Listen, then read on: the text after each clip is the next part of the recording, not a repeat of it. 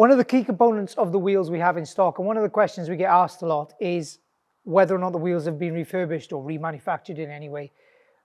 One thing we always recommend our customers look out for is the manufacturer's stamp. 9 times out of 10, it's on the barrel, on the outside of the barrel of the wheel from the factory.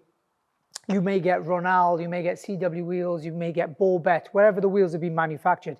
And often it can be etched or stamped, painted, embossed. There's a few variants, even a QR code nowadays they're putting on the wheels. The great thing about that is not only does it tell you the date you left the factory, but secondly, it also tells you whether or not the wheel has been stripped. So 9 times out of 10, when a wheel goes off for refurbishment or remanufactured, they strip it or blast it, and then therefore you lose the marks on the wheels, the identification dates on the wheels.